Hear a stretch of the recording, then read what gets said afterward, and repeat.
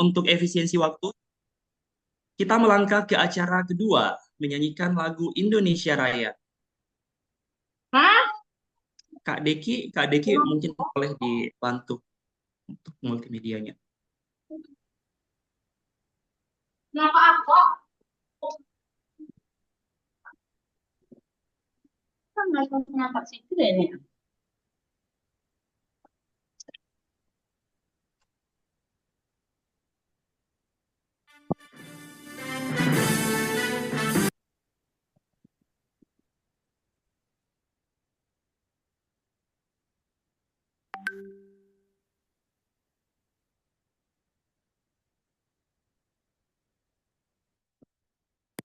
Di bawah tangga.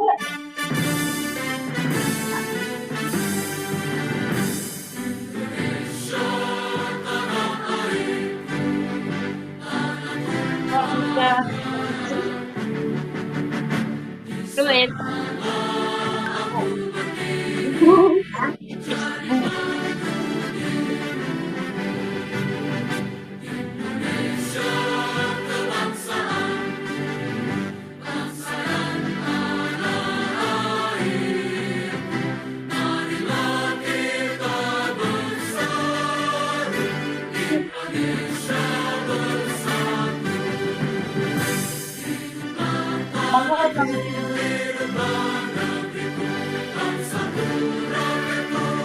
Tolong sampai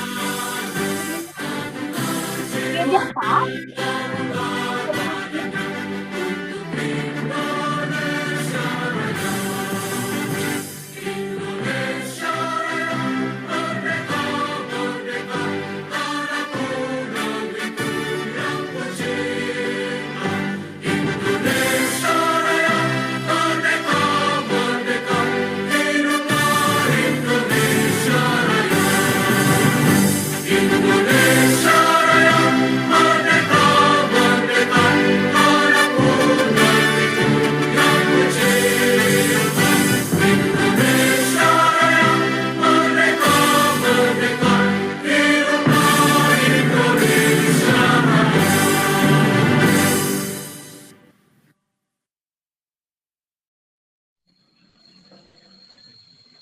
Baik, sebelum melangkah ke acara selanjutnya, kami imbau kembali kepada teman-teman peserta webinar hari ini untuk open cam agar interaksi kita lebih bermakna pada pagi hari ini.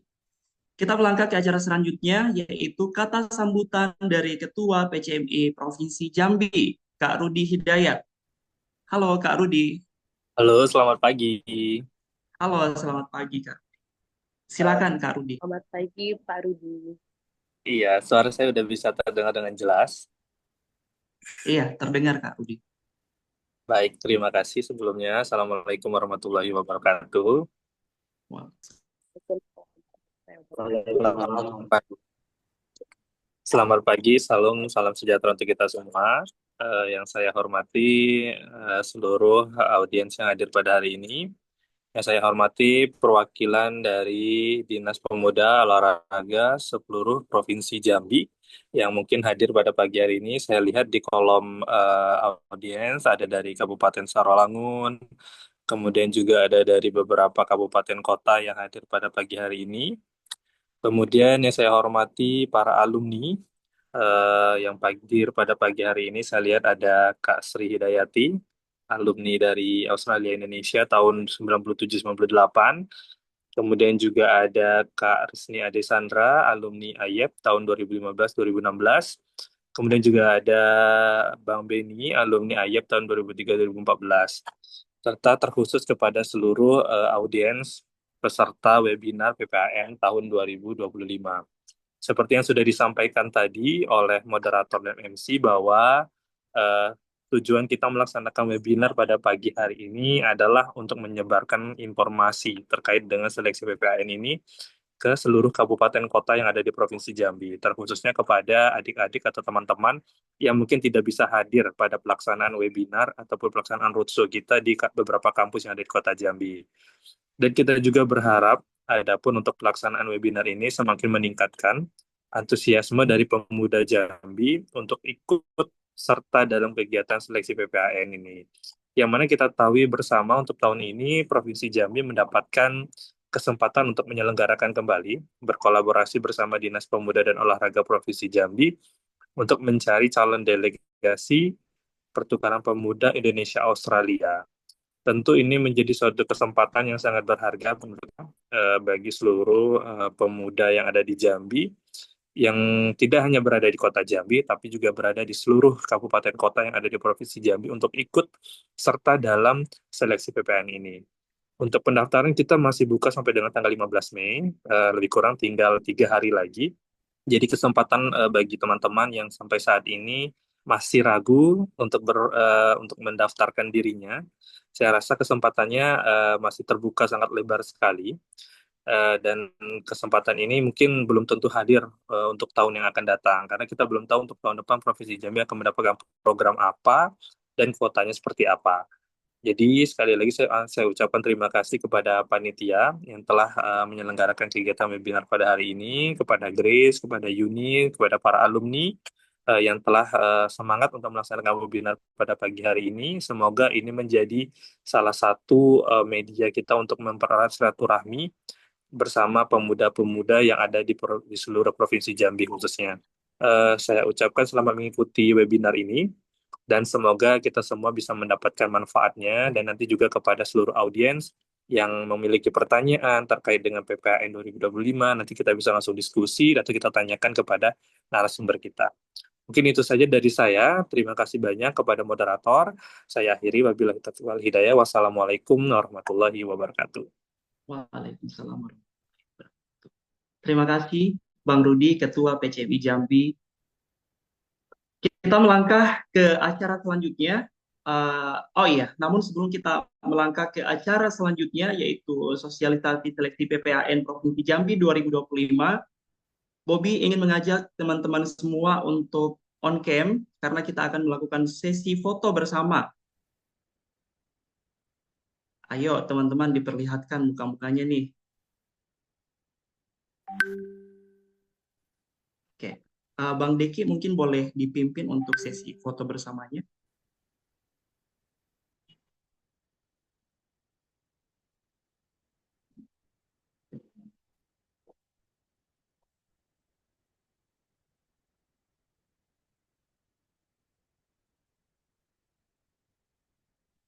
Mungkin share screen-nya ditutup, di ini kan dulu ya, ditutup dulu share screen-nya.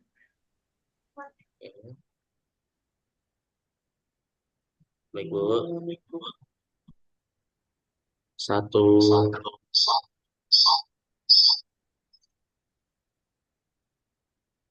dua, tiga.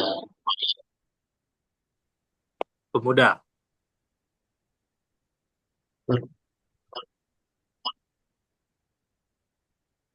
boleh dikepal kayak pemuda?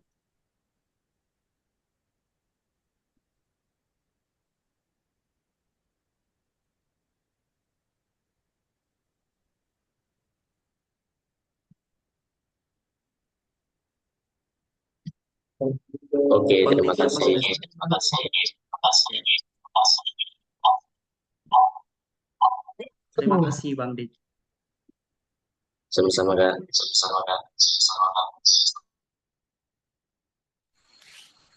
Baik teman-teman, kita melangkah ke acara yang lebih intens pada siang hari ini. Sudah hadir bersama kita Kak Yuni Widya yang akan membagikan informasi terkait seleksi pertukaran pemuda antar negara Provinsi Jambi 2025.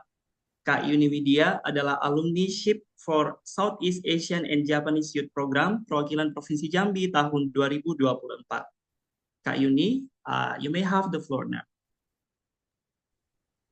Thank you, Bobby. Assalamualaikum warahmatullahi wabarakatuh. Selamat pagi kepada Ketua PCM, untuk Ketua PCMI Jambi, Barudi Hidayat, kepada kakak-kakak alumni yang sudah menyempatkan hadir untuk membersamai, dan juga kepada seluruh audiens. Perkenalkan, saya Yuni Widya Herlin, tadi sudah sedikit dijelaskan, adalah alumni dari program saya PPAN 2024, mewakili Provinsi. Share screen boleh dilanjutkan.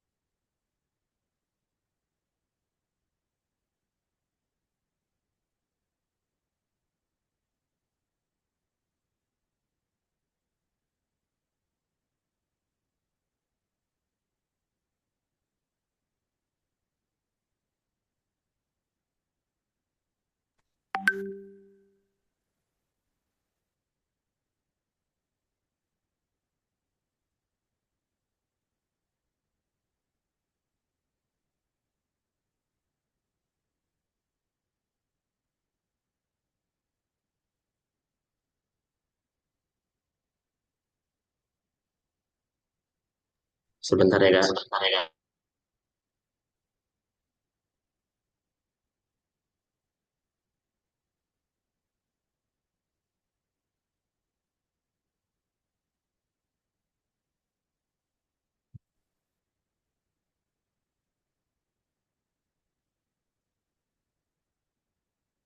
Oke, baik. Selamat pagi teman-teman semua. Untuk mempersingkat waktu supaya dapat untuk semua materi sosialisasi dan nanti bisa dilanjutkan dengan sharing bersama alumni AYAP yang sudah hadir. Jadi kita memasuki sesi selanjutnya yaitu pertukaran pemuda antar negara tahun 2025. Next slide, Deki.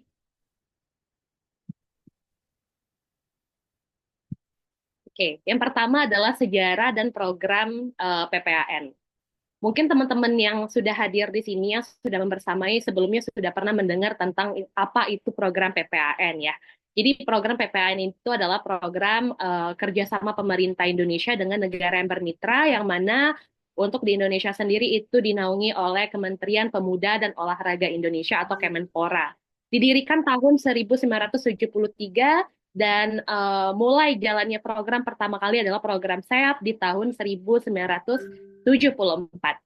Lalu negara yang mana aja yang menjadi mitra dari program PPAN? Negara yang bermitra terutama adalah negara ASEAN, negara Jepang, negara Australia, dan juga terdahulu ada negara Kanada. China juga termasuk. Untuk selanjutnya nanti akan dijelaskan negara-negara yang pernah bermitra sebelum periode-periode yang saat ini. Next slide. Masuk ke tujuan dan manfaat. Apa sih tujuan dari program PPAN? Tentunya yang pertama adalah meningkatkan wawasan global pemuda Indonesia. Jadi teman-teman yang kelak nanti akan mewakili Provinsi Jambi sebagai delegasi akan bertemu dengan delegasi dari negara-negara lain yang akan exchange knowledge, yang juga berhubungan dengan culture, tentunya akan meningkatkan wawasan global ya untuk pemuda Indonesia dan negara-negara yang bermitra. Yang kedua, mempererat hubungan antar bangsa melalui pertukaran budaya. Tak lupa juga untuk mempromosikan Indonesia di kancah internasional. Untuk manfaatnya sendiri, yang pertama adalah pengalaman internasional. Jadi teman-teman ketika mewakili Indonesia sebagai delegasi akan mendapatkan pengalaman internasional yang tidak hanya berkunjung ke negara orang untuk berlibur, tetapi mendapatkan pengalaman seperti institutional visit dan juga kegiatan-kegiatan lainnya. Yang kedua itu untuk membangun jejaring global. Jadi karena nanti akan bertemu dengan teman-teman dari negara lain, tentunya akan mendapatkan koneksi secara global. Yang terakhir, pengembangan diri dan kepemimpinan. Karena desain dari seluruh rata-rata program PPAN itu adalah melatih pengembangan diri dan kepemimpinan selama masa program, bahkan setelah program, begitu. Next.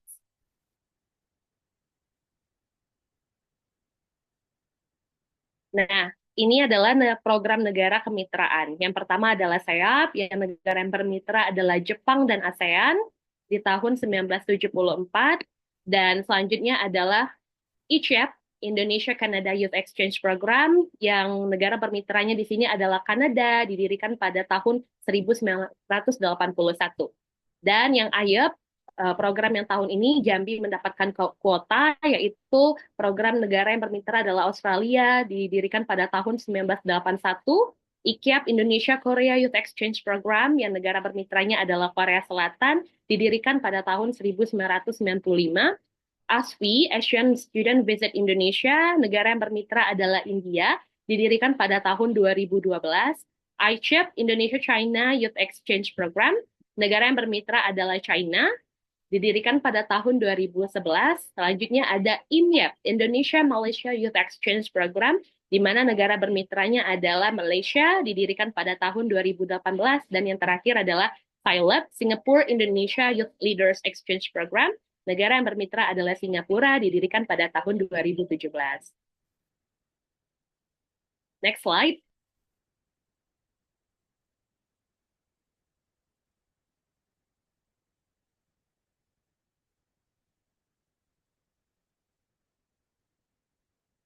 Oke, sedikit kilas balik dari PPAN 2024, mulai dari timeline seleksi provinsi, dimulai pada tanggal 6 April 2024 hingga 6 Mei 2024. Selanjutnya, setelah seleksi provinsi, teman-teman yang terpilih nantinya menjadi perwakilan Jambi akan mengikuti seleksi nasional. Periode kalau berkilas dari tahun 2024 itu dimulai dari 1 Juni hingga 20 Juni 2024. Dan pengumuman hasil akhir itu berkisar 1 minggu setelah seleksi nasional selesai. Kalau tahun 2024 seleksi akhirnya itu di tanggal 26 Juni 2024. Masa program untuk PPAN 2024, program SEAP itu dari tanggal 30 Oktober 2024 hingga 15 Desember 2024. Dan ini adalah sedikit dokumentasi yang dari program PPAN 2024, program SEAP, mulai dari program kenegaraan, kunjungan kenegaraan di Ho Chi Minh dan Jepang, dan juga beberapa kegiatan seperti discussion group, juga ada flag cheers, dan juga adalah kegiatan SG yang menggunakan baju batik atau siwan dari program SEAP di Nippon Maru. Lanjut.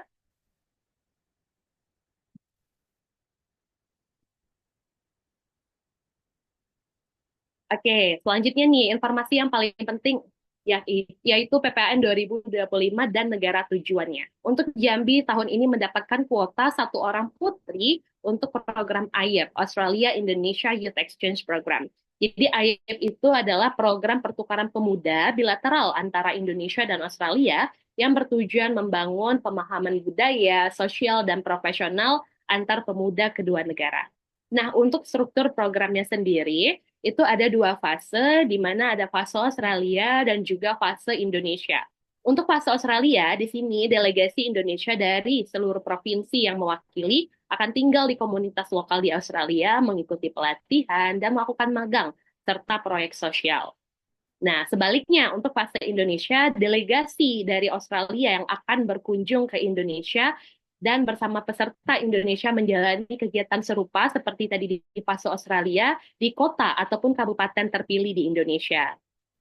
Untuk dokumentasi yang saya paparkan ini adalah dokumentasi di tahun 2023, alumni AYEP 2023, Ozi Pratama, Provinsi Jambi. Jadi dokumentasi ini adalah dokumentasi yang diambil baik dari fase Australia dan juga fase Indonesia. Seperti teman-teman bisa lihat di sini ada penampilan seni Indonesia, di sini menampilkan seni tarian saman di Kedutaan Besar Australia, dan juga ada kunjungan sosial, dan juga ada kunjungan kampus juga tentunya begitu.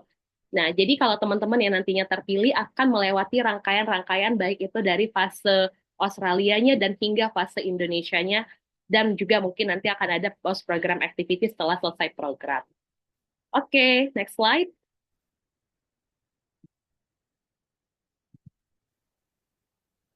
Oke, memasuki timeline PPAN 2025. Jadi yang pertama seleksi provinsi. Seleksi provinsi itu dimulai dari tanggal 1 Mei 2025 hingga 15 Mei 2025 untuk periode pendaftaran. Jadi sampai saat ini kita masih buka sesi pendaftaran melalui laman PCMI Jambi. Teman-teman mungkin yang belum mendaftar silakan mendaftar. Untuk linknya itu sudah di-share di IG PCMI Jambi dan juga di Spora Provinsi Jambi. Nah, pendaftaran hingga tanggal 15 Mei 2025 dilanjutkan dengan apabila teman-teman lolos seleksi administrasi akan dilanjutkan dengan seleksi tertulis di tanggal 16 Mei 2025. Lanjut, teman-teman yang nantinya lolos, dinyatakan lolos seleksi tertulis, akan diundang untuk mengikuti seleksi selanjutnya atau lebih lanjut di tanggal 17 Mei 2025. Dan tanggal 18 Mei 2025 kita akan memasuki malam grand final penentuan untuk 5 besar delegasi Jambi yang akan mewakili untuk seleksi nasional dengan Kemenpora dan pihak AYEP Indonesia. Lalu kriteria pesertanya yang bagaimana, Kak? Kriteria peserta pertama adalah warga negara Indonesia putri. Untuk putra bagaimana, Kak? Karena tahun ini kebetulan Jambi mendapatkan kuota adalah 1 orang warga negara Indonesia putri, maka kami pun menerima berkas putri. Jadi buat teman-teman yang putra bisa mempersiapkan diri untuk seleksi di tahun depan. Selanjutnya, untuk usia itu mulai dari 21 hingga 25 tahun per tanggal 1 Agustus 2025.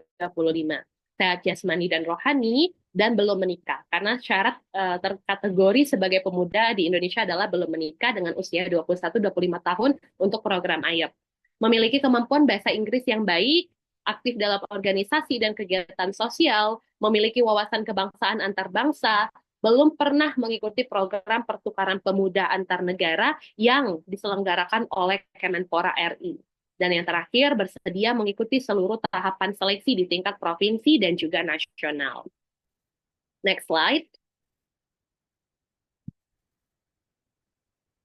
Oke. Untuk informasi lengkap, teman-teman boleh kunjungi official Instagram PCMI Jambi, dan di sana di bio Instagram kita ada link tree, nah lengkap dengan form registrasi, contoh surat izin orang tua juga sudah kita sediakan, dan narah hubung. Jadi buat teman-teman yang bertanya tentang persiapan ataupun tentang dokumen-dokumen yang masih menjanggal, apakah harus dilampirkan dan segala macam, itu juga ada narah hubung yang teman-teman bisa tanyakan langsung dan terkoneksi begitu. Next slide.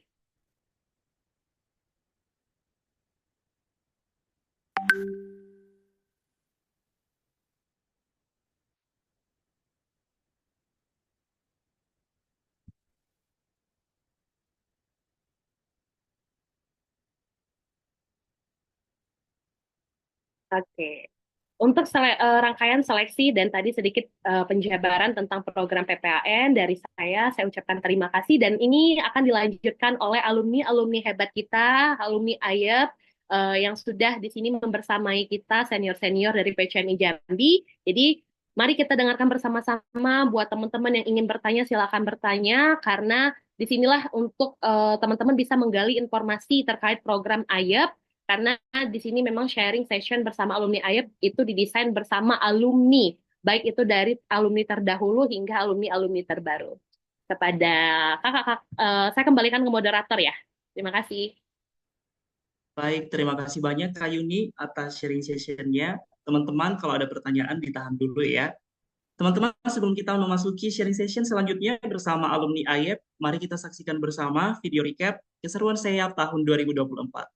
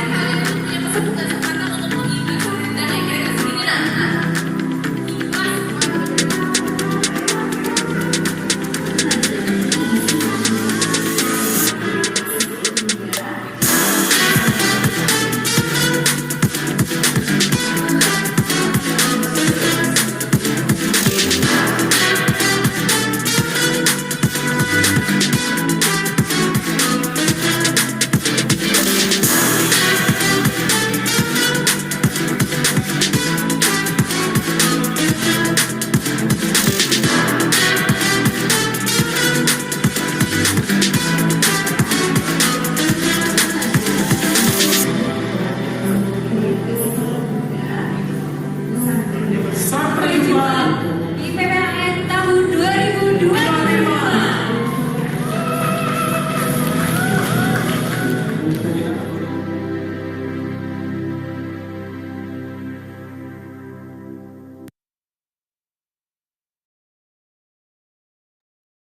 Wow, luar biasa ya keseruan seleksi di tahun 2024. Nggak, makin nggak sabar ini untuk menyaksikan keseruan seleksi di tahun 2025. Untuk teman-teman dari seluruh provinsi Jambi, ditunggu ya pendaftarannya. Teman-teman, sekarang kita memasuki sesi yang lebih intens. Di sini sudah hadir bersama kita semua, ada Kak Sri Hidayanti, alumni AYEP 1997-1998. Halo Kak Sri. Halo, bisa didengar? Iya Kak Sri, sangat jelas. Gimana kabarnya Kak Sri? Alhamdulillah baik. Semoga kita semua Alhamdulillah baik. sehat ya. Iya. Oke, kemudian sudah hadir bersama kita juga di sini ada Kak Risni Arde Sandra, alumni AYEP tahun 2015-2016. Halo Kak Risni. Assalamualaikum warahmatullahi wabarakatuh semuanya. Waalaikumsalam warahmatullahi wabarakatuh. Kak Risni, gimana kabarnya Kak Risni? Alhamdulillah baik. Moderator Bobi, apa kabar? Baik. Alhamdulillah baik. Salam hangat dari Kendari, Sulawesi Tenggara, Kak Risni, Kak Sri. Ya. Salam hangat Dan juga terakhir, dari Bandung. wah, sudah jauh ya Kak, sudah jauh melalang buana ya Kak Risni ya.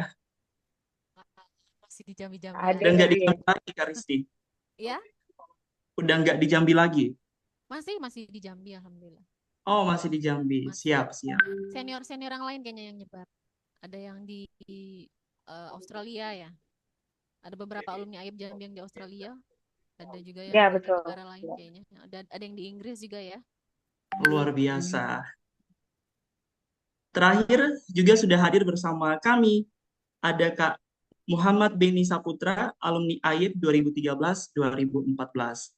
Halo Kak Beni, cek sound Kak Beni.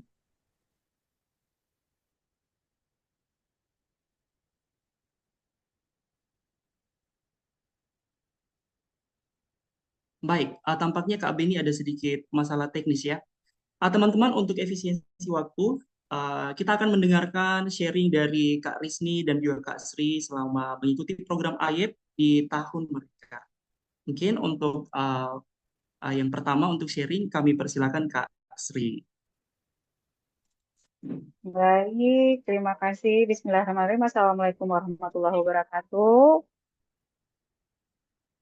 Waalaikumsalam warahmatullahi wabarakatuh. Mudah-mudahan suara saya bisa didengar ya, bisa jelas gitu ya. Baik, saya adalah alumni pertukaran Indonesia Australia tahun 97-98. Nah, program ini memang bertujuan untuk menumbuhkan rasa saling memahami dan meningkatkan literasi budaya dan keterampilan. Di mana nanti kita di sana akan diberikan kesempatan untuk berbagi pengalaman, berbagi budaya, berbagi cerita, begitu ya. Dan kegiatan-kegiatan yang akan dilangsungkan selama program ini tujuannya adalah untuk meningkatkan kapasitas diri dan juga kemampuan kita untuk memahami dan juga keterampilan-keterampilan yang mungkin akan sangat berguna bagi masa depan kita. Nah, program Keturunan Indonesia Australia ini sebenarnya berdirinya tuh tahun 82, mohon dikoreksi ya.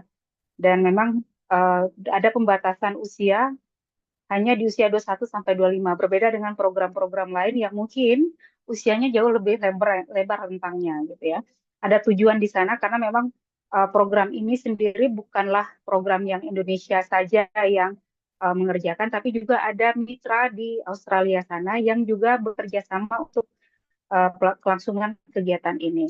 Nah, saya cerita dulu kalau saya kebetulan dulu untuk fase Australia gitu ya, ada di Australia Selatan, tepatnya di Adelaide, dan untuk fase keduanya di Australia itu ada di Adelaide. Sorry, di Adelaide di Mount Gambier. Adelaide itu ibu kota South Australia gitu ya. Nah, program pertama dulu waktu kami ke sana sebelum berangkat ya kita akan ada namanya pre-departure training. Nah, ini dilakukan dulu di Jakarta, tepatnya di apa namanya? Saya lupa nama tempatnya ya. Nah, ada tempat yang memang kita disiapkan di sana selama hampir 2 minggu begitu ya, berkumpul dengan teman-teman dari seluruh Indonesia pertama kalinya di sana untuk mempersiapkan diri kita secara menyeluruh ya, baik dari aspek budaya, kepemimpinan, kenegaraan dan mental. Jadi kita diperkenalkan aspek-aspek semua budaya begitu ya, diperkenalkan tapi secara ini ya baru secara lisannya, belum lagi secara fisik karena di sana lah nanti kita pengalaman sebenarnya akan didapat. Ketika sampai di sana kita akan ditempatkan di rumah keluarga angkat gitu ya. Oh ya saya ingat tempatnya di Cibubur ya. Kalau sekarang mungkin sudah berbeda bukan di Cibubur lagi. Nah di Australia ketika sampai kita akan ditempatkan di salah satu host family yang warga negara sana orang Australia gitu ya. Sambil kita akan magang. Nah magang ini sebenarnya nanti akan ada survei awal ya untuk melihat keminatan kita itu di mana gitu. Mahasiswa guruan maka saya ditempatkan di salah satu lembaga pendidikan di South Australia Course of English. Nah di sana saya juga bertemu dengan teman-teman dari Indonesia, dari Asia gitu ya, yang sedang belajar bahasa. Nah karena saya memang latar belakangnya begitu, untuk guru maka saya ditempatkan di sana. Nah kemudian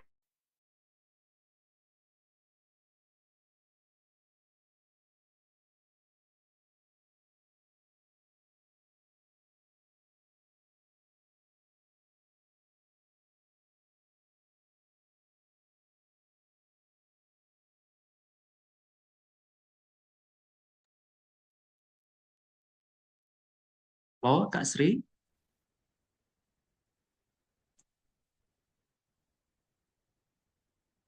Tampaknya Kak Sri ada sedikit gangguan teknis, teman-teman. Eh, Sebelumnya, Bobby juga ingin menyapa Kak Mutia Larasati, salah satu alumni AYE Provinsi Jambi. Halo Kak Mutia, Halo, apakah mendengar saya? Assalamualaikum semuanya. Waalaikumsalam. Halo Kak Mutia, salam kenal. Salam kenal, Bobi. Sehat? Alhamdulillah sehat. Kak Mutia gimana kabarnya nih Kak? Masya Allah, Alhamdulillah. Masya Allah. Oke. Eh, Kak Sri kayaknya belum gabung ya. Sambil menunggu Kak Sri, Kak Mutia, ada sesuatu yang mau di-share sama teman-teman pemuda Jambi kita pada siang hari ini? Boleh, Kak Mutia, silakan. Baik, saya mohon izin ya kepada senior-senior yang hadir di sini. Assalamualaikum warahmatullahi wabarakatuh. Boleh. Izin Kak Reni, Bang Erwin, Lia, Ade, Rudi. Jadi mungkin saya meneruskan apa yang disampaikan Kak Sri aja ya, biar match. Nanti insya Allah kalau Kak Sri sudah bisa join lagi, bisa dilanjutkan. Sebelumnya saya sangat senang sekali kalau misalnya kita bisa komunikasinya dua arah. Jadi kalau teman-teman ada yang mau langsung open mic, boleh silahkan. Mau ngetik di kolom chat juga boleh silahkan. Ada yang bisa tebak nggak kira-kira saya alumni tahun berapa? Ada yang bisa tebak, boleh open mic, boleh open mic. Kira-kira saya alumni tahun berapa ya? Teman-teman silakan open mic. Ayo. Silakan open mic biar nggak ngantuk. Open mic, open cam, silakan. Ada yang bisa tebak? Random aja, random aja. Hai Kak, aku mau coba nebak, boleh nggak? Boleh dong, emang disuruh I nebak. assume Kakak 2013, maybe? 2013, oke. Ada lagi tebakan yang lain? 2014, 2015. Ada lagi tebakan yang lain? Oke. Alhamdulillah ada yang mendekati. Jadi saya alumni tahun 2012-2013. Jadi itu berapa tahun yang lalu ya? 13 tahun. Oh, Kak Sri sudah hadir. Boleh dilanjutkan ke Kak Sri dulu aja kali ya? Iya, Iya, boleh ya. Kak. Silakan Kak Sri dulu. Kak Sri, cek.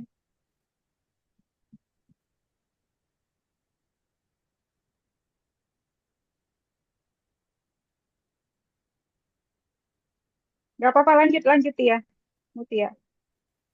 Izin ya Kak. Iya. Baik, jadi kenapa saya alumni 2012-2013, Kak Sri juga tadi 97-98, Ade 2015-2016. Kenapa kita selalu nyebutinnya berentet 2 tahun begitu? Karena di tahun-tahun kami itu programnya itu di akhir tahun. Jadi kita dipilih di tahun 2012, kalau saya ya, dipilih di tahun 2012, berangkatnya di akhir tahun 2012, dan program itu baru selesai di 2013 gitu. Jadi kenapa kok tahun-tahun yang atas ini selalu menyebutkan angkanya itu 2 tahun gitu ya? Apakah programnya selama itu? Jawabannya programnya kalau di tahun-tahun saya itu 4 bulan.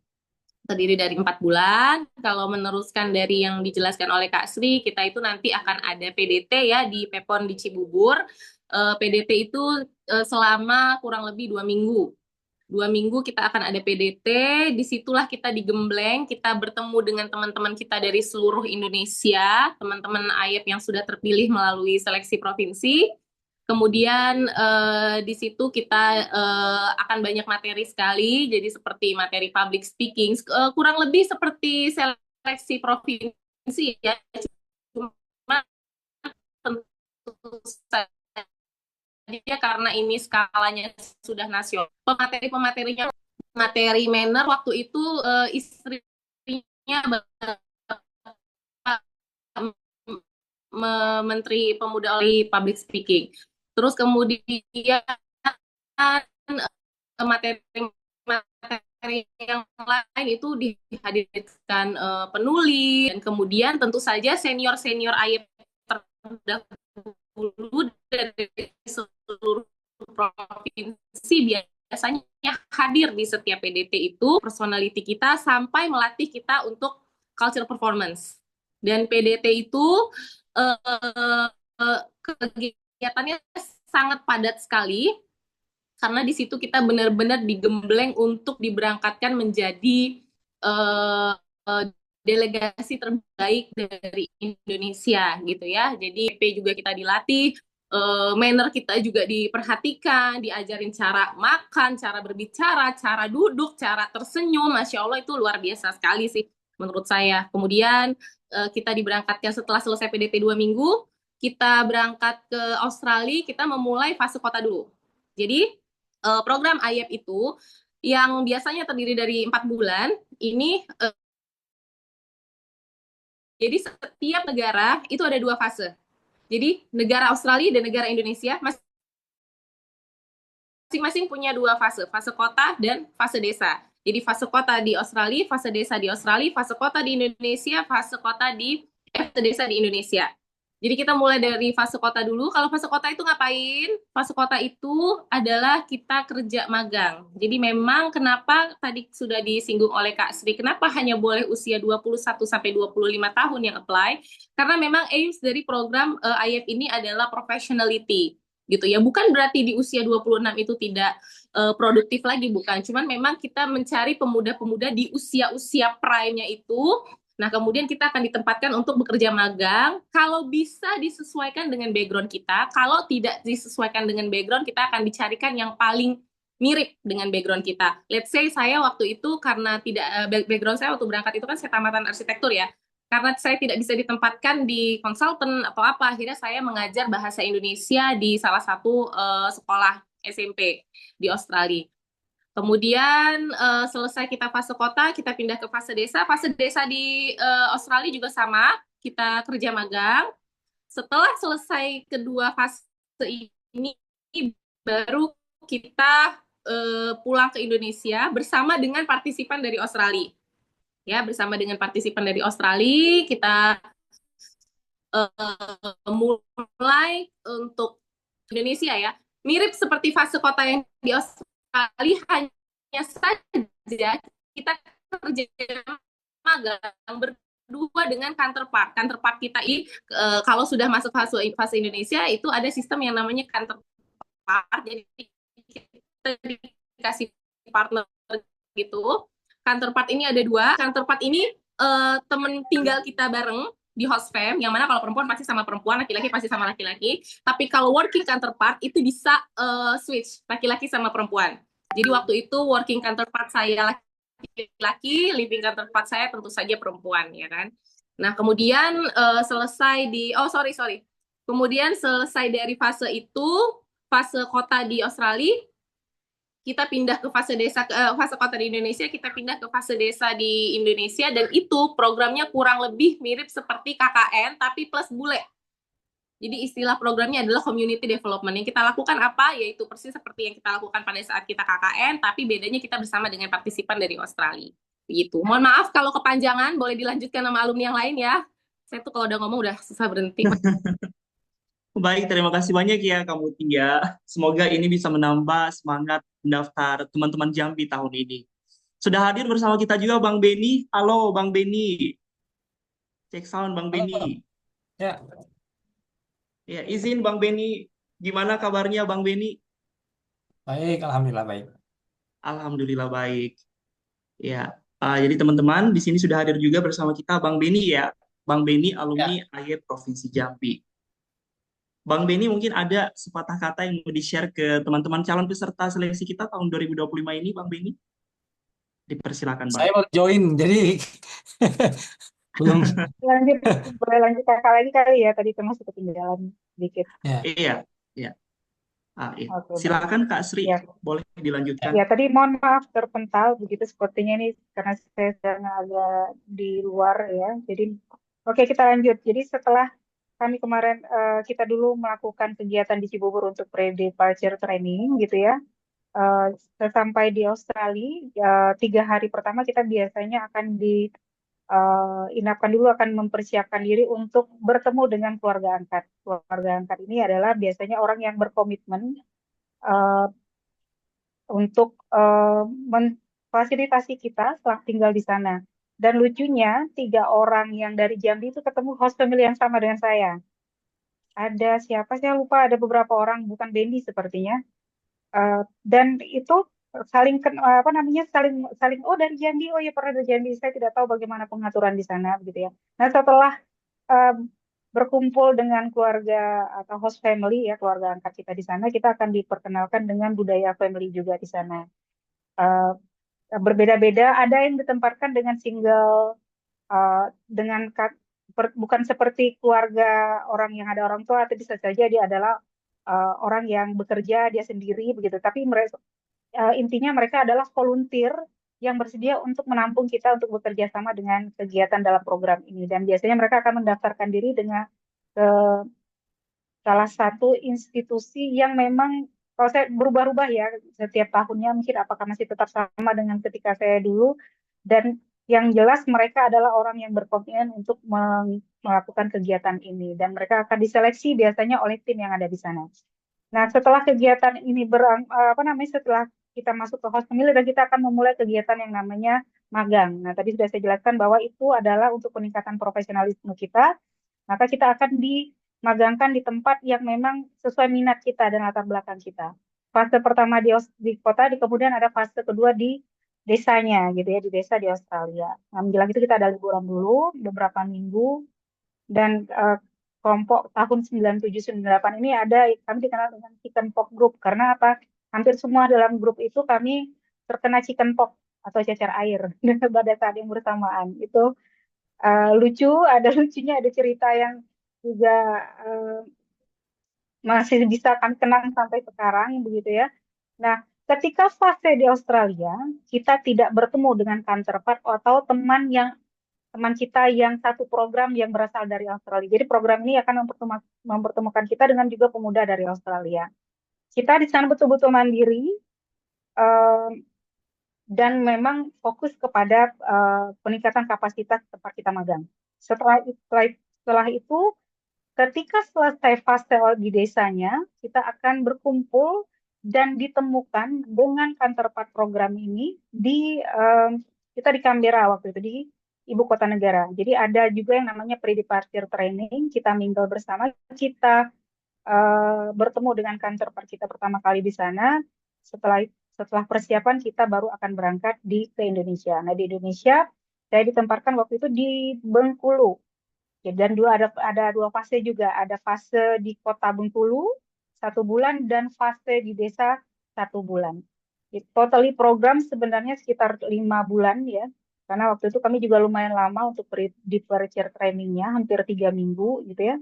Dan 1 bulan diantaranya itu 1 minggu diantaranya itu ada di pre-departure training dengan program Australia, dengan anak-anak Australia di Canberra dan Sydney, kayak gitu. Nah, sama seperti yang tadi dibilang oleh teman-teman, ada Mutia tadi bilang bahwa program di Indonesia itu juga ada community development, dan itu biasanya fase di desa. Fase di kota, kebetulan saya ditempatkan di Universitas Muhammadiyah Bengkulu, karena memang latar belakang pendidikan gitu ya, diletakkan di Fakultas Keguruan dan Ilmu Pendidikan bersama teman-teman. Nah, ada suka dukanya nih ketika kita pulang dengan berprogram. Ketika fase Indonesia, jangan kecil hati gitu ya, karena ternyata yang lebih disorot itu bulenya. Orang Indonesianya tidak terlalu ya, mungkin ada yang ngerasain ya deh ya, Bobi juga Benny juga ngerasain gitu ya, Tia juga ngerasain. Jadi lebih banyak disorot itu teman-teman Australianya, dan kebetulan mereka memang ketika di Australia itu tidak dengan kita gitu ya. Jadi memang mereka akan all out biasanya, dan kita akan merencanakan kegiatan-kegiatan community development yang akan dilakukan di tempat kita tinggal di desa gitu. Kami ada di daerah Rejang Lebong, untuk di desanya ada di Sumber Urit dan saya lupa namanya, Sumber Urit dan apa ya, saya lupa nama satu lagi desa karena saya di Sumber Urit. Nah, di sana kita juga bersosialisasi dengan masyarakat, bekerja bersama dengan masyarakat untuk membuat kegiatan-kegiatan. Kalau kami itu membuat jalan dengan bantuan dari PU, waktu itu memang mungkin pemerintahnya sangat tanggap, dan sampai saat ini tugu nama kami itu masih ada, dan nama jalan yang sampai saat ini masih dibuat namanya Jalan Ayep. Jadi kalau teman-teman ke desa Sumber Urit dan Karangjaya ya, masuk di sana tuh masih kelihatan nama kami, ada tugu di situ dengan nama-nama para peserta pertukaran Indonesia Australia tahun 97, 9 orang Australia dan orang Indonesia. Itu sedikit sharing dari saya ya. Nah, setelah kegiatan ini saya mendapatkan banyak kesempatan karena ada terbuka network gitu ya. Banyak terbuka kesempatan, tawaran kerja juga begitu, kemudian juga tawaran training gitu. Tawaran-tawaran berikutnya datang dari berbagai pihak, termasuk juga waktu itu dari Kemendikbud. Saya juga diikutkan untuk pelatihan kepemimpinan di Jakarta. Kemudian ada beberapa event lainnya yang memang intinya adalah untuk meningkatkan kapasitas kita. Jadi waktu ini ya program pertukaran ini juga merupakan salah satu jendela atau pintu bagi saya untuk mengembangkan network gitu ya, dan juga untuk meningkatkan kapasitas diri yang sebenarnya. Gitu. Terima kasih atas waktunya. Saya mohon maaf mungkin nanti kakak tidak akan lama-lama karena sedang proses mau check out, akan melanjutkan perjalanan. Sukses untuk kita semua, dan saya berharap teman-teman semuanya antusias gitu ya, karena program ini adalah program yang sangat bagus gitu ya, dan ini bisa menjadi bekal teman-teman untuk melangkah ke depannya. untuk meningkatkan profesionalisme kerja dan kapasitas diri. Terima kasih. Silakan saya kembalikan ke Bobby. Baik, terima kasih banyak Kak Sri. Anyway, Kak Sri ingatannya masih kuat banget ya teman-teman ya. 97, 98 udah 28 tahun yang lalu. Dan itu membekas, saya yakin. Bahkan event yang lain yang lebih tua dari saya juga, karena ini programnya sangat, sangat once in a lifetime ya. Nah, gitu. Betul Nggak ada sekali yang Kak 2 Sri. kali programnya ikut ya. Itu dan sangat berkesan. Satu, kalau kalian belum bisa mimpi dalam bahasa Inggris, itu artinya program belum masuk ke dalam ke diri kalian. Gitu ya. Baik, terima kasih banyak Kak Sri. Semoga perjalanannya dilancarkan dan sampai dengan selamat di tujuan. Selanjutnya, Amin. amin. Ya, sebelum kita ke Bang Beni, wah Bang Beni kayaknya banyak banget ya fansnya di kolom komentar. Sebelum kita ke Bang Beni, kita di sini juga udah ada Kak Risni Adesandra. Halo Kak Risni, suara saya masih kedengaran Kak Risni? Waalaikumsalam. Masih, masih, Masih oke masih. Kak Risni. Mungkin tanpa basa-basi silakan deh Kak Risni disapa nih teman-teman dari Jambi. Oh, baik. Nggak ke Kak Beni dulu. Tadi Kak Beni belum selesai tapi. Ini salah satu alumni AYEP yang nggak di Jambi nih. Dia stay di luar negeri. Ah, I see. Ya. Mungkin boleh I ini see. dulu biar tambah semangat kan abis ikut AYEP tuh. Jadi semangat pengen keluar Betul, negeri terus gitu kan. Nah, mungkin bisa. betul, betul. Oke, saya mohon maaf tadi tidak datang tepat waktu karena harus ke klinik, ada sesuatu yang harus saya urus. Tapi kalau ditanyakan apa dampak AYEP kepada saya saat ini, itu mudah saja sebenarnya. Yaitu AYEP itu membuka gerbang untuk saya S3 gitu. Kenapa? Karena setelah saya S2, saya itu punya minat untuk mempelajari politik dan media Indonesia lebih mendalam. Nah, salah satu, jika bukan satu-satunya, ahli politik dan media di Indonesia itu adalah alumni AYEP, yaitu Rostapsel, gitu ya. Nah, dia mengajar di Australian National University. Ketika saya mau S3, saya mau di bawah dia, saya mau belajar dari dia, dibimbing oleh dia gitu ya. Dan setelah berjuang beberapa lama membuat proposal tesis, kemudian bolak-balik sama dia, dan pada awalnya juga ditolak sama dia. Akhirnya sekarang kami partner. Jadi S3 saya itu adalah S3 AYEP. Dosen pembimbing saya adalah alumni AYEP tahun 2007 atau 2008 kalau nggak salah dia. Di AYEP dan saya Mantap ya. AYEP juga gitu. Nah, jadi banyak cerita-cerita yang kita dengar dari teman-teman AYEP yang memang tidak disangka-sangka gitu ya. Ada yang nikah misalnya kan, dan ada yang kayak saya pembimbing S3 saya AYEP juga gitu. Saya ingin Oleh karena itu saya ingin menegaskan bahwa program AYEP itu adalah program yang sangat bermanfaat, yang sangat bagus, terutama dalam membangun jejaring internasional, di mana hari ini mereka yang tidak punya jejaring internasional adalah mereka yang akan tertinggal gitu ya. Dunia semakin terkoneksi, kemudian orang-orang semakin mudah untuk kemanapun. Nah, kita kalau tidak ada jejaring internasional, kita akan tergilas oleh zaman. Saya rasa itu saja dulu dari saya. Terima kasih.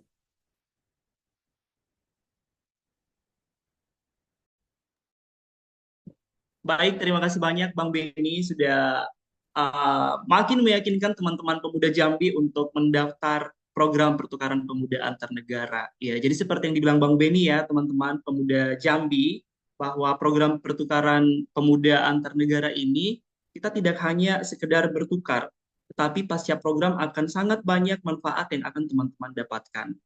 Baik, mungkin selanjutnya kita juga akan mendengar sharing dari Kak Risni Adesandra.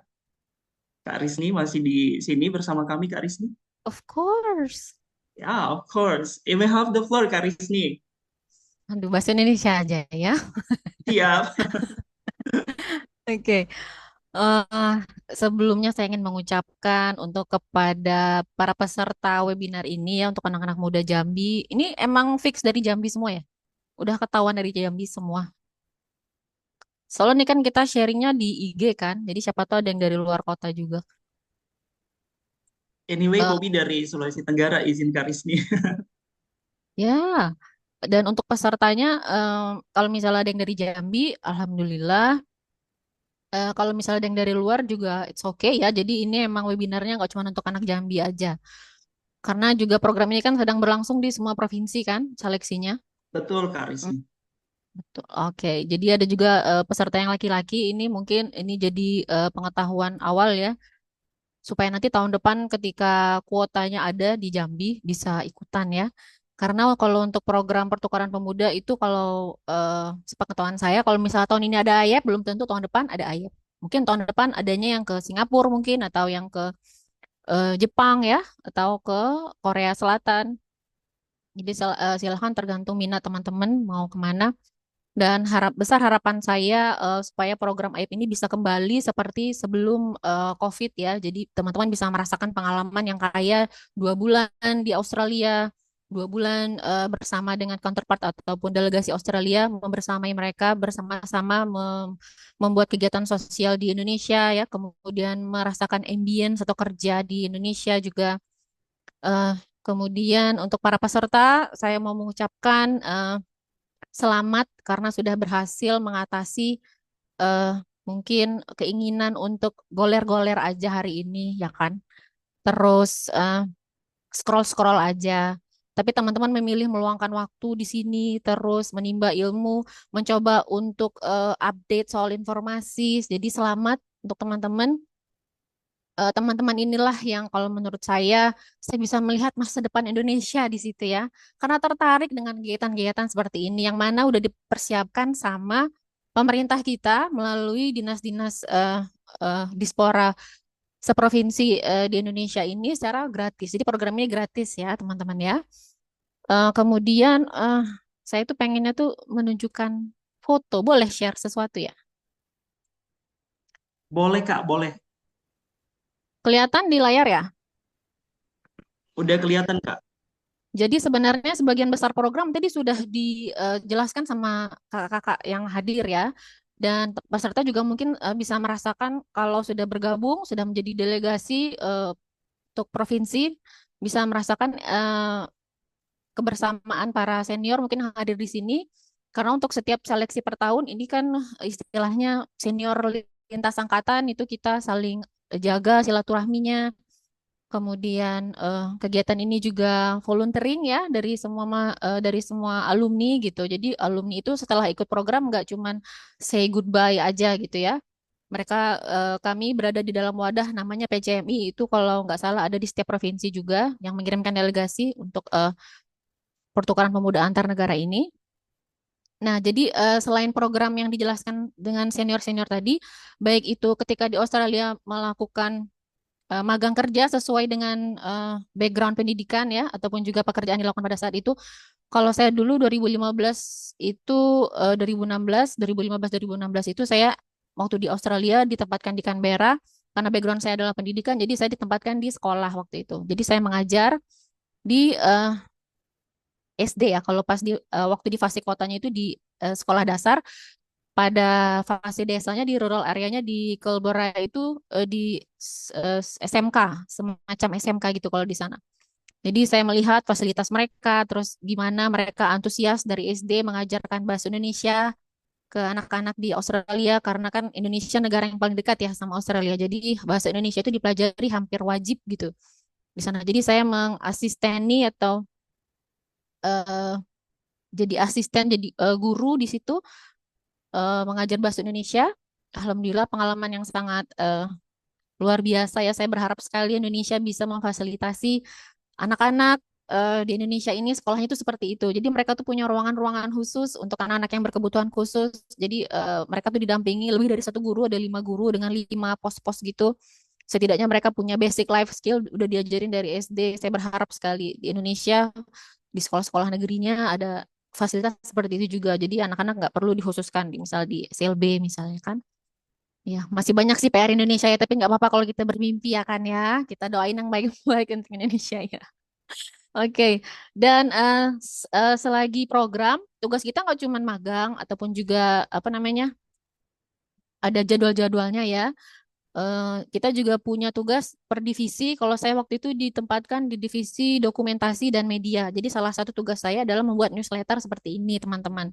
Jadi kami melaporkan kepada supervisor bagaimana program-program kami berjalan, apa yang kami rasakan, pengalamannya. Jadi kami bisa bagikan ini melalui website resmi AYEP, kemudian juga di Facebook. Nanti saya mau sharing juga alamat Facebooknya. Jadi teman-teman yang penasaran programnya seperti apa, nanti bisa mengunjungi akun Facebook tersebut ya, kalau nggak salah masih ada di situ. Ini namanya courtesy call. Jadi pada saat sampai pertama kali delegasi melakukan kunjungan kenegaraan, jadi kita belajar sedikit tentang hubungan Indonesia Australia. Kemudian eh ini tulisan salah satu teman-teman saya ya.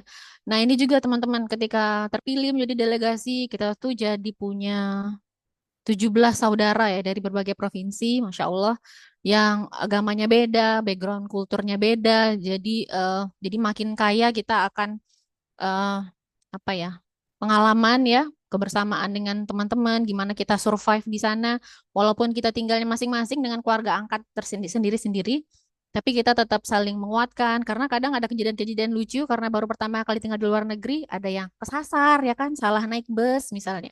Jadi kami yang saling membantu di grup yang ada gimana bisa survive program ini gitu ya.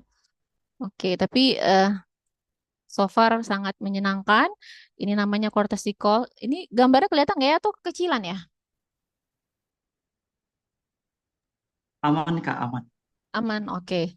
Nggak perlu digedein ya. Oke, ini namanya scavenger hunt. Jadi di sana nanti kita ada pendamping yang mana akan mengajak kita untuk tahu gimana cara bikin kartu bus, gimana kalau selama di lokasi di negara tersebut kita mau kemana-mana naiknya apa, transportasinya apa, gimana cara baca apa namanya jalur-jalur busnya, jam berapanya, gimana kalau kita harus on time-nya sebelum berangkat kerja, berangkat ke stasiun busnya gimana. Pokoknya semuanya diajarin di kegiatan scavenger hunt ini. Kalau nggak salah setelah 2 atau 3 hari stay ketika baru sampai di Australia. Oh ini masih courtesy call tadi ya, masih kunjungan kenegaraan tadi. Ini teman-teman saya dari Medan, dari Jakarta.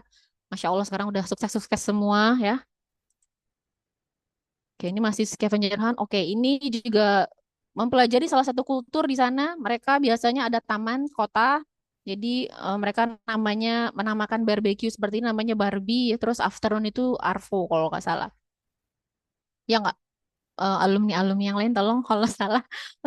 Soalnya sudah 9 tahun yang lalu. Ya nggak sih? 9 tahun, 10 tahun yang lalu programnya jadi sudah sedikit-sedikit lupa ya. Oke, jadi kita diperkenalkan kultur mingle-nya mereka tuh gimana di sana. Oh, di taman, abis kerja ngumpul di taman kota, terus makan bareng, bawa makan bareng-bareng, namanya potluck ya kalau nggak salah. Jadi saling icip-icipan. Jadi mereka juga punya kultur seperti itu. Kita diperkenalkan ya. Kemudian ada piknik, jadi biar nggak pusing. Nah, jadi ini salah satu, ini udah selesai nih. Jadi ini adalah kru. Maksudnya adalah orang-orang yang berkontribusi di newsletter ini, penulis-penulisnya siapa. Itu biasanya dari teman-teman kita sih ya. Ini cuma contoh. Oke, kalau untuk full kegiatannya seperti apa, mungkin teman-teman bisa lihat di Facebook ya. Mungkin saya mau share juga alamatnya. Ini kalau nggak salah semua lintas generasi ada di sini deh. Dari generasinya Kak Mutia, generasinya Bang Benny ada di sini semua. Kalau ini saya tadi habis lihat-lihat program saya ya. Di tahun saya. Oke, jadi setelah di Australia tadi selesai, teman-teman, kita ke Indonesia bareng sama delegasi Australia ya kan. Kita biasanya ditempatkan di lokasi kerja yang sama karena kan kita berangkat bareng. Nah, waktu di Indonesia itu, waktu di Pontianak 2016, saya sama teman saya Betsy yang dari Australia ditempatkan di Ruai TV. Tugas kita ya karena kerja di TV, jadi harus bikin liputan. Ini salah satu liputan kami waktu itu. Kemudian juga kunjungan kenegaraan juga dilakukan ya di Pontianak. Jadi kami ketemu sama pemerintah lokal dari Pontianak itu sendiri. Kemudian kalau untuk di desanya sama seperti yang Kak ini bilang, Kak Isri bilang tadi ya, kita melakukan kegiatan sosial kalau di desa. Kita bikin sesuatu yang ngebantu. Jadi membaca permasalahan di desa itu apa. Jadi kita coba apa namanya bantu ya. Jadi memang pengalaman ini kaya sekali. Jadi saya benar-benar berharap sekali karena pasca COVID programnya berubah ya. Ada yang hanya online kalau nggak salah waktu itu. Dan sekarang alhamdulillah pandemi sudah mereda. Saya benar-benar berharap programnya bisa kembali menjadi 4 bulan seperti ini supaya teman-teman memang kaya akan apa namanya pengalaman ya, gimana di sana survive di negara orang, kemudian juga gimana caranya apa namanya bermuamalah dengan orang Australia ya atau orang dari negara lain gitu. Karena beda pola pikir. Jadi di situ keterampilan komunikasi kita dilatih, terus juga kemampuan kita untuk apa ya mengutarakan opini ya kan. Terus juga apa lagi ya? Pokoknya program ini membuat para alumninya setelah selesai melakukan program ini rata-rata jadi semangat untuk cari jalan ke luar negeri lagi gitu. Jadi mereka kayak oke, pengalamannya sudah ada, misalnya ada yang lanjut S2, misalnya ada yang lanjut program lain misalnya kayak YSL atau yang lain ya. Jadi Masya Allah banget. Dan nggak cuman itu, bahkan yang saya kagum adalah baru di proses seleksi antar provinsi saja. Misalnya temannya ada yang kepilih nih, yang lain kan nggak kepilih ya misalnya. Tapi itu sudah cukup untuk bikin yang lain tuh semangat untuk eh, wah aku nggak kepilih nih di AYEP misalnya. Tapi karena berbekal tadi udah ada bekal, oh gini ya caranya fokus group discussion, misal oh nanti interview tuh kira-kira begini ya ambience atau nuansanya. Jadi dia kayak punya modal untuk ikut program-program yang lain gitu, kayak entah ngelamar beasiswa dan segala macamnya. Jadi eh, untuk teman-teman yang udah hadir di webinar ini, besar harapan saya supaya teman-teman mengambil kesempatan ini ya karena ini kan gratis tiap tahun dan umur jalan terus. Apalagi sekarang yang tahun ini udah mentok 25 tahun misalnya, tahun depan nggak bisa ikut lagi dong. Bisa, tapi program lain ya kalau nggak salah. Saya masih bisa, 25 ke atas masih bisa ya? Masih, oke. Ya. Kalau yang lain kan 25 ke bawah ya? Iya, Bobby? Iya, betul Kak. Alright.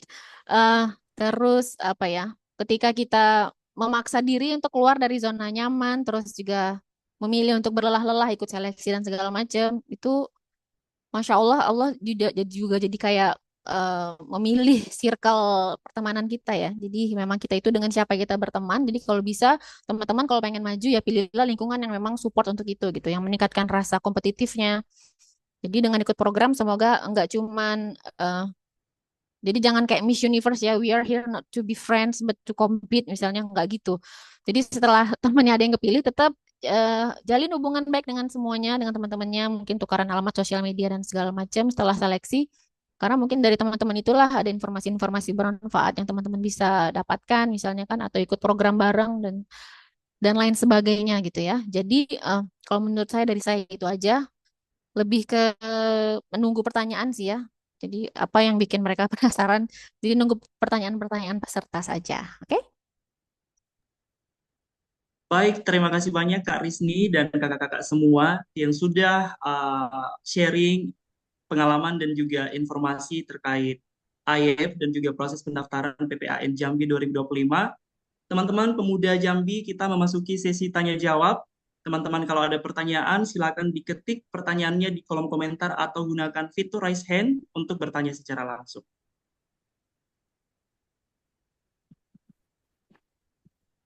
Ayo, monggo teman-teman, gunakan kesempatan ini untuk bertanya terkait seleksi dan juga pengalaman dari kakak-kakak semua yang berada di sini.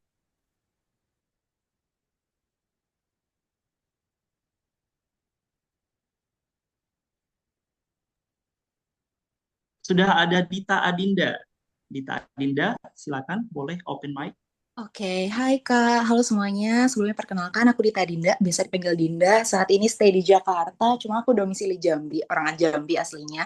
Mungkin yang mau aku tanyakan lebih ke, tadi sempat disinggung terkait magang. Nantinya setiap delegasi yang akan dikirimkan ke Australia itu diwajibkan untuk magang. Mungkin yang mau aku tanyakan lebih ke satu, apakah orang-orang yang sudah punya pengalaman kerja sebelumnya itu juga tetap diwajibkan ikut magang ya Kak ya, berarti ya Kak ya. Terus kalau misalnya memang diwajibkan itu nanti sistemnya kita tulis peminatannya seperti apakah atau ditentukan dari pihak sana. Terima kasih.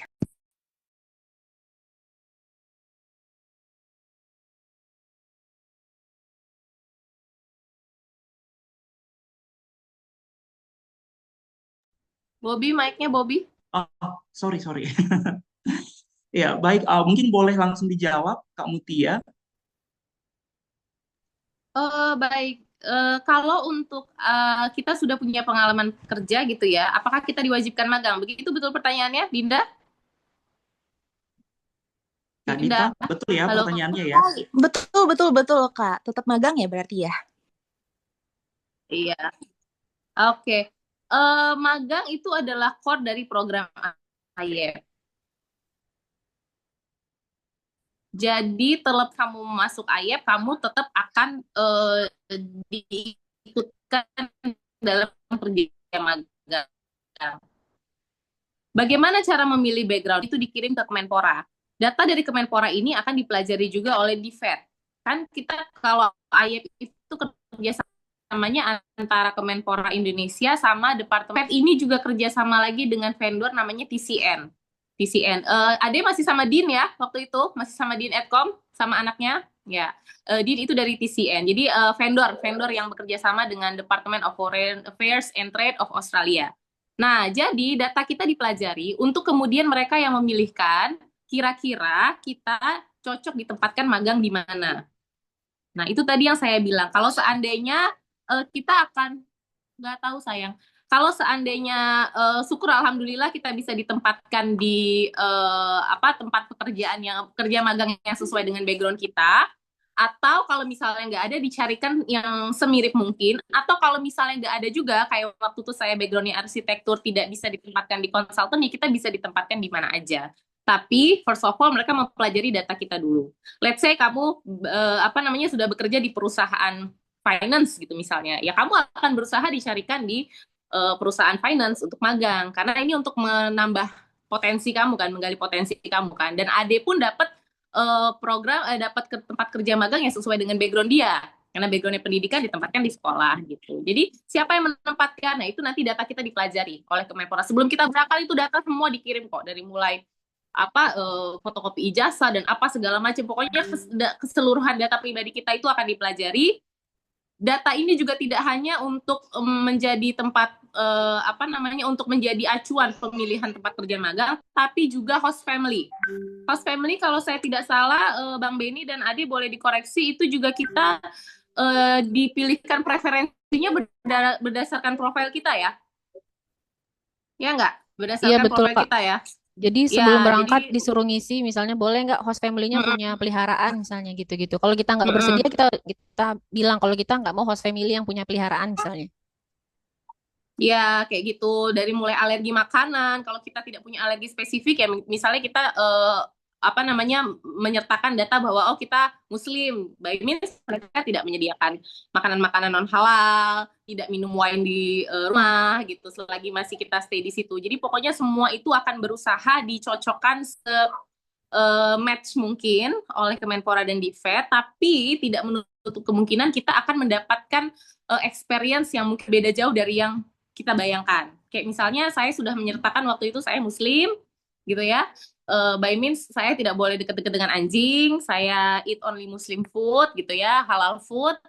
Tapi ya memang di Australia susah sekali kita mencari keluarga yang tidak punya peliharaan. Jadi ya mau nggak mau gitu loh. Jadi hal-hal seperti itu bisa terjadi. Kita ditempatkan di yang tidak sesuai background bisa jadi gitu. Jadi kalau pertanyaannya tuh dari mana, ya itu data kita dipelajari dulu.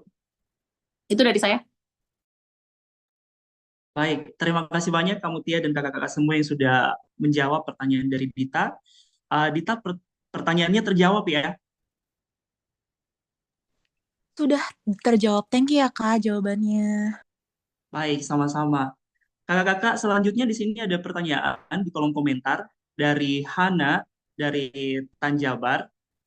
Untuk teknis pendaftaran, seleksi tes tertulis, apakah bisa disampaikan bentuk tes yang diuji apa saja?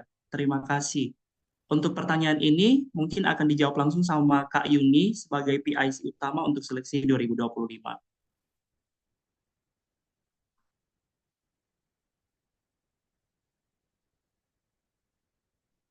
Kak Yuni, apakah masih bersama kami?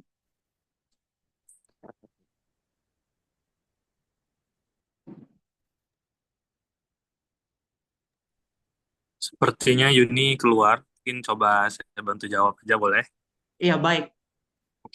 Silakan Bang Rudi. Baik, terima kasih untuk Hana ya pertanyaannya dari Tanjung Jabung Barat. Wah, salah satu kayaknya perwakilan kabupaten ya yang ada di Provinsi Jambi. Jadi coba untuk menjawab.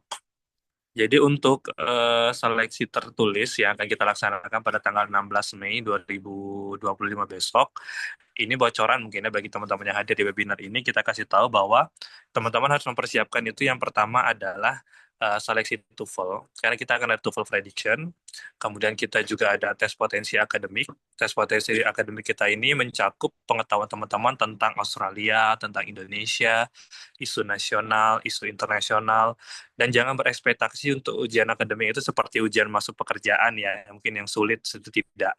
Kita generally tentang isu hubungan bilateral antara kedua negara, nasional, Indonesia, wawasan kebangsaan. Jadi itu untuk akademik. Kemudian kita akan ada juga case building atau written test. Jadi teman-teman akan diberikan suatu case, bagaimana cara teman-teman brainstorming, kemudian menuliskannya. Kemudian yang terakhir kita di hari pertama itu juga ada tes psychology. Jadi mungkin untuk tes tertulis itu adalah aspek-aspek yang harus dipersiapkan. Yang paling penting adalah istirahat cukup sebenarnya untuk teman-teman yang akan ikut tes potensi akademik ataupun tes tertulis di hari pertama. Mungkin itu untuk jawabannya, Hana. Semoga menjawab ya. Baik, terima kasih banyak Bang Rudi. Semoga menjawab pertanyaannya ya Kak Hana. Selanjutnya di sini ada pertanyaan dari Kak Ita Rosita. Untuk seleksinya nanti, menurut kakak-kakak, delegasi seperti apa yang kakak cari untuk mewakili delegasi dari Provinsi Jambi? Karena ini first experience saya, Kak, mengikuti event seperti ini. Mohon arahannya, kakak-kakak semua. Kak Risni dari tadi udah senyum-senyum. Kak Risni mungkin boleh menjawab pertanyaan ini, izin, Kak. Enggak, ini ada yang nanya personal soalnya ke saya langsung. Oh, Apa mau saya siap, bacain Kak. aja ya? Boleh, Kak. Halo Kak Risni, kalau level Englishnya masih pre-intermediate, gimana ya cara meyakinkan para juri kalau kita bisa meningkatkan speaking kita? Apakah bakal kesaing sama orang yang Englishnya sudah advance? Kemudian value apa yang bisa kita tonjolkan saat proses seleksi, Kak? Terima kasih. Gitu. Oke, jadi saya jawab ya. Eh, untuk perlevelan ini, menurut saya, gimana ya cara menilainya? Nanti kan kita ada ini nih sesi wawancara gitu. Kalau menurut saya yang namanya komunikasi itu berhasil kalau yang nanya percakapan antara dua orang nih ya dalam bahasa Inggris, yang satu nanya, yang satu jawab, dan dua-duanya sama-sama ngerti yang lagi dibicarakan, itu berarti pembicaraannya sudah sukses kalau menurut saya ya. Conversationnya sudah sukses gitu, memori. Jadi kalau misalnya pakai bahasa yang advance, terus yang diajak ngomong juga bingung, percuma gitu ya. Jadi selagi yang ditanya kitanya nyambung, ditanya apa dan kita jawabnya juga nyambung, kita bisa deliver ideas kita dengan baik, ya kan? Terus juga nanti kan ketika kita kerja magang dan segala macam, kita harus mingle sama teman kantor misalnya pas di saat program ya. Kemudian kita harus mengerti arahan-arahan gitu. Jadi menurut saya itu sih yang harus di apa namanya kuncinya ya, kuncinya gitu. Jadi kalau misalnya mau meningkatkan speaking bisa dari sekarang. Tapi kalau mau misalnya meyakinkan juri kalau kita akan meningkatkannya pasca terpilih program, itu kita tidak bisa menjanjikan karena kan ini nanti yang terpilih adalah orang yang setelah mengikuti rangkaian tes semuanya itu skornya akan diakumulasi. Nah, barulah orang itu yang dipilih gitu ya. Jadi bukan asal-asal pilih atau yang narinya paling bagus misalnya yang dipilih enggak gitu. Jadi kan nanti ada tes tertulis, ada tes wawancara, ada tes eh, diskusi ya. Jadi mau lihat gimana teman-teman diskusi gitu. Cara teman-teman deliver ideas gimana gitu. Kalau Englishnya udah advance tapi ngasih ide acak-acakan ya percuma juga ya kan. Tapi kalau misal bahasa Inggrisnya sederhana tapi bisa deliver ideasnya dengan bagus, it's okay, right? Mungkin alumni yang lain bisa menambahkan ya, gitu. Boleh, Kak, boleh. Kakak-kakak yang mau menambahkan boleh, Kak, silakan. Izin mungkin bisa menambahkan, boleh nih, Mas Bobi. Silakan Kak Erwin. Halo Kak Erwin. Halo, salam kenal Mas Bobi. Buat bahasa Inggris menurut saya yang penting nyaman ya ketika menyampaikannya. Jadi walaupun dengan pemilihan kata yang masih terbatas, grammar yang masih belum salah, belum begitu tepat, asal memang udah menyatu ke dalam diri dia, nyaman, itu yang penting. Di samping tadi seperti kata Kak Rini tadi harus memang memang bisa mengerti apa yang disampaikan ya, isi dari apa yang ditanyakan atau yang dibicarakan harus mengena ya. Di samping itu tadi harus nyaman dulu. Jadi walaupun dia advance, jago, tapi kalau dia membawakannya nggak nyaman seperti kayak stres, sibuk dengan membuat orang terkesan dengan bahasa Inggris yang bagus, malah kayaknya ini orang ini kayak nggak nyaman ya dengan bahasa Inggrisnya karena terpaksa dipaksakan sekali supaya kelihatan bagus banget gitu, malah nggak natural begitu, malah kesannya jadi kaku gitu. Jadi kenyamanan aja yang penting. Intinya nyaman, walaupun dengan kosakata yang terbatas barangkali, walaupun dengan grammar yang masih salah-salah barangkali, tapi udah nyaman aja ngebawakannya ya. Dan yang jelas seperti kata Kak Aris tadi, dia harus nyambung dengan apa yang dibicarakan gitu ya. Intinya ya harus menguasai apa namanya kontennya aja sih. Itu aja sih pengennya yang ingin saya tambahkan. Terima kasih. Baik, terima kasih banyak Bang Erwin. Semoga pertanyaannya terjawab. Intinya nyaman dan bisa berkomunikasi dalam bahasa Inggris. Izin kakak-kakak, selanjutnya di sini ada pertanyaan dari Ita Rosita. Sosok seperti apa sih yang dicari untuk mewakili Jambi di tahun 2025 ini? Ini first impression saya, first experience saya mengikuti event seperti ini. Boleh nih Kak, dijawab pertanyaan dari Ita Rosita. Ya, kurang lebih seperti Mas Bobi lah sosoknya ya. Seperti Mas Bobi sosoknya. Menarik, ramah, ya gitu deh. Silakan dijawab. Bang Rudi mungkin boleh dibantu jawab, Bang Rudi. Baik, terima kasih. Ini pertanyaannya langsung to the Bang point Denny, boleh banget. silakan Bang. Saya kayaknya Atau mau Bang Benny yang membantu menjawab juga nggak apa-apa. Ini kan first mencari dedek-dedek Bang. Rudi aja. Kalau saya ingatan sudah hilang soal udah lama. Yang first aja lah, lebih tepat dan akurat ya. Saya coba jawab yang satu ini aja mungkin ya. Yang pertanyaannya menarik sekali. Menurut kakak-kakak delegasi seperti apa yang kakak-kakak cari untuk mewakili delegasi dari Provinsi Jambi? Kita mencari yang seperti apa ya untuk Provinsi Jambi? Yang pertama, yang eligible dengan kualifikasi yang dibutuhkan oleh Kemenpora. Itu yang pertama. Kemudian yang kedua adalah dia yang mau berkontribusi secara langsung dan terus-menerus untuk Jambi, kemudian untuk PCMI Jambi setelah dia kembali, dan yang paling penting adalah dengan alumni-alumni programnya sendiri. Karena baik dari program IEP, itu asosiasi alumni juga cukup luas. Yang paling penting adalah bagaimana dia nanti ketika pulang dia bisa engage dengan alumni-alumninya, dengan senior-seniornya, kemudian dia juga dengan PCMI Jambi tetap kontributif, kemudian juga untuk keberlanjutan dia dengan community development-nya, dengan post programnya nanti, itu yang paling kita penting. Jadi kalau kita bertanya seperti apa yang kita cari, yang pertama yang qualified dulu, sesuai memenuhi persyaratan dari Kemenpora. Kita tidak pernah memandang suku, kita tidak pernah memandang ras, kita tidak pernah memandang latar belakang dia entah dari perguruan tinggi mana, entah dia asal dari kabupaten kota mana, kita nggak pernah pandang itu. Yang paling penting, dia qualified secara persyaratan, kemudian dia siap untuk kontribusi secara aktif setelah dia menjadi alumni. Dan yang paling penting juga, dia yakin bahwa dia sanggup untuk menjalani ini. Karena kita jangan sampai adik-adik yang nanti kita kirim, baik ke seleksi nasional ataupun terpilih menjadi delegasi utama Jambi, justru malah berhenti di jalan. Pada saat kita sebagai alumninya, kakak-kakak seniornya sudah mempersiapkan dia dengan baik, tetapi ternyata ketika dia sampai di tingkat nasional, dia malah keok, jatuh mental. Nah, itu yang kita harapkan. Yang paling penting juga itu, kuat mental yang paling penting. Mungkin itu ya penjelasan dari saya. Mungkin tambahin ya, Rudi ya. Karena kayaknya isu dari tadi Bang Rudi bilang soal ras, dan itu suka terdengar di telinga saya. Jadi harus yang orang Jambi, nggak juga. Ada kok yang dari suku lain. Yang penting dia berKTP Jambi, domisili di Jambi ya. Terus ada juga dari agama yang berbeda, ada bahkan juga ada dari Tionghoa juga ada. Kita punya satu orang dulu cewek kalau nggak salah. Cuman mungkin anggapan bahwa ini hanya untuk orang suku tertentu atau apa, jadi membuat orang ini nggak mau ikut. Padahal bisa asal punya KTP domisili di Jambi ya, Bang Rudi ya. Betul Bang. Sekali. Iya. Boleh nambahkan nggak?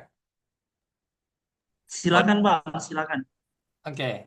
Saya share ya, dulu saya pernah nulis di blog tentang bagaimana cara lolos PPAN gitu. Nah, masih ada tulisannya di sini. Oh, bukan yang ini. Gimana kalau mau stop share ini ya? Tunggu dulu. Ini dia. Kok masih sama ya? Subway. Kan yang ini sebenarnya. Itu yang kelihatannya apa tuh di sana itu? Ada nggak? Tips lolos PPAN, Bang Beni. Oh iya ini ya, ya tips lolos PPAN. Jadi dulu saya terinspirasi oleh Ahmad Fuadi, penulis novel apa itu? Negeri Lima Menara ya. Iya, Nah, Bang. Ahmad Fuadi itu dia mengikuti program pertukaran pemuda antar negara ke Kanada. Di novelnya, itu saya lupa novel yang mana, ada 3 novelnya itu. Dia pernah menulis bahwa dia tidak bisa menari. Sementara program pertukaran pemuda antar negara ini identik dengan mereka yang memiliki bakat seni gitu ya. Tapi apa yang ditawarkan oleh Ahmad Fuadi, dia menawarkan kemampuan dia menulis, dibuktikan dengan banyaknya artikel dia yang diterbitkan di media-media nasional begitu.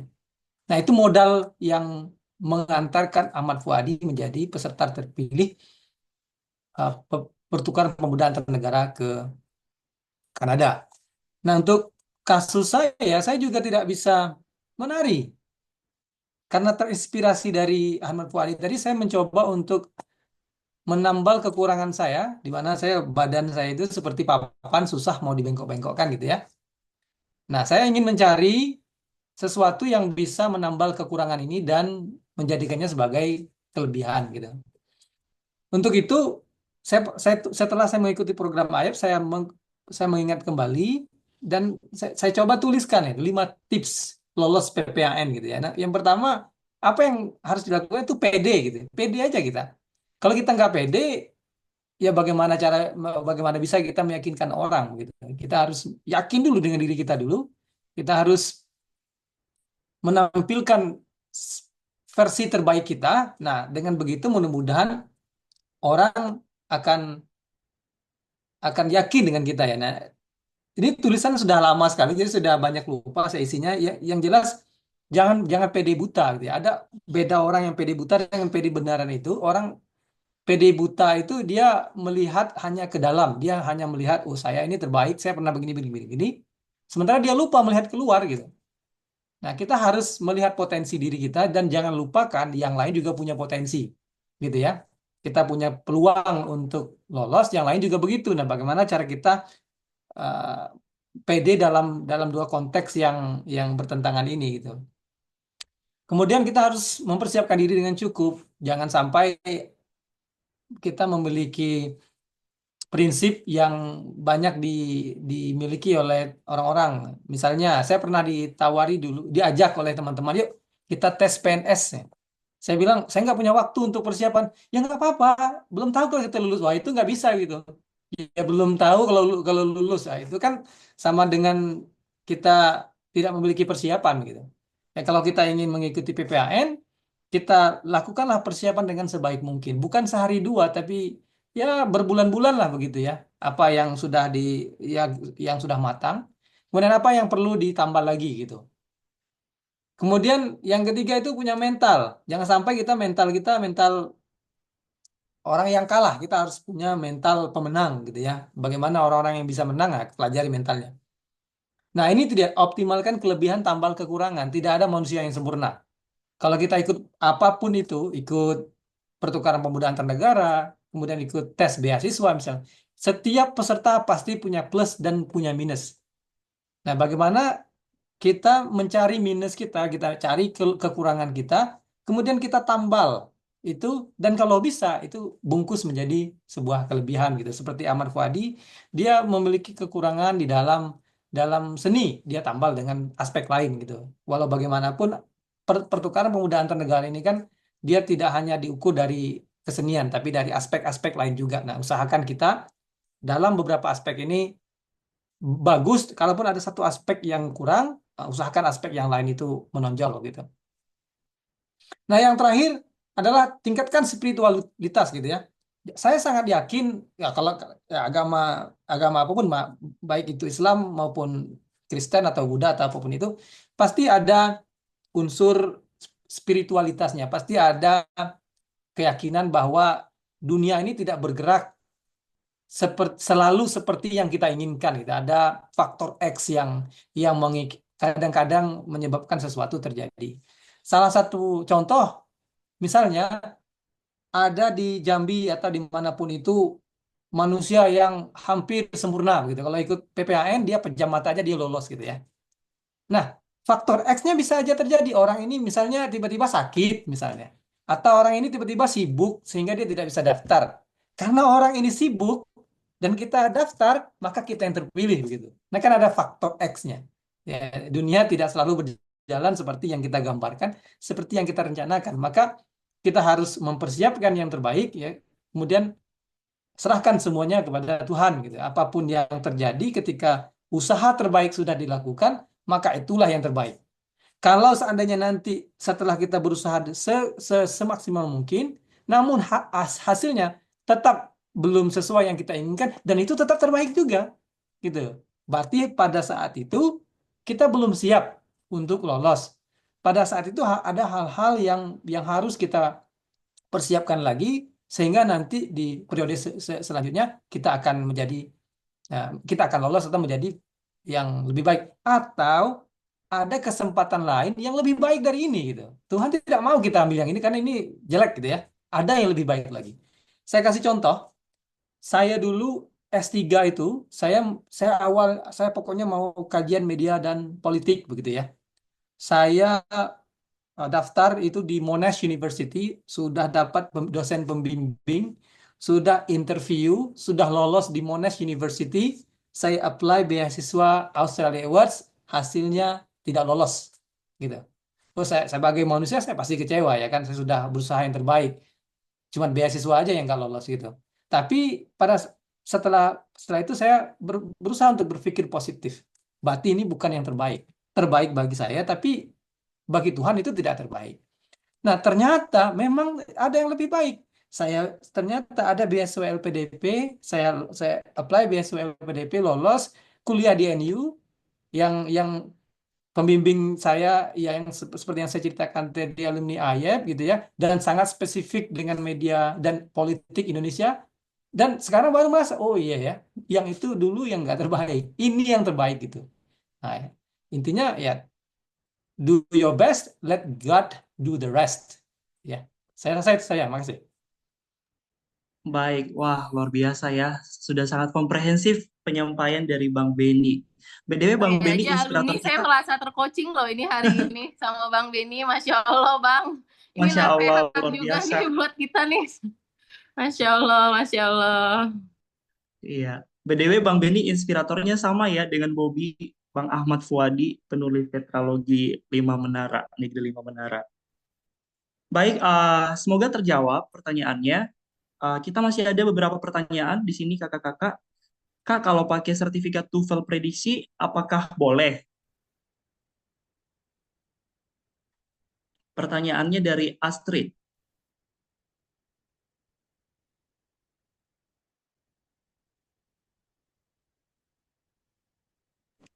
Boleh dijawab Yuni? Mungkin Yuni bantu jelaskan.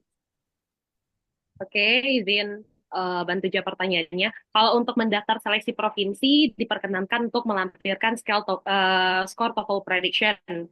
Tapi kalau ketika nanti teman-teman masuk lima besar untuk mewakili nasional, itu akan diminta TOEFL ITP atau IELTS atau sertifikat internasional, nasional, resmi lainnya. Tapi kalau untuk hanya sebatas seleksi provinsi itu diperkenankan.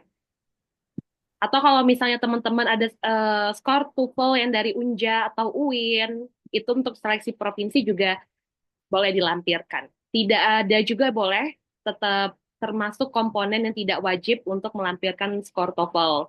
Begitu. Terima kasih. Terima kasih Kak Yuni. Teman-teman masih ada pertanyaan terkait teknis pendaftaran dan juga pengalaman-pengalaman dari kakak-kakak kita yang sudah membersamai kita hari ini yang sangat luar biasa tentunya. Boleh di-drop pertanyaannya di kolom komentar atau silakan gunakan fitur raise hand. Oke, sambil menunggu mungkin yang mau bertanya lagi ya, ya Bob, saya mau coba menjawab yang pertanyaan dari Astrid ya. Kak, gimana kalau semisalnya daftar PPAN tapi saya lagi semester 6, apakah ambil cuti? Nah, ini sebenarnya untuk kalau misalnya boleh tahu nanti Astrid mungkin kuliahnya di mana gitu ya.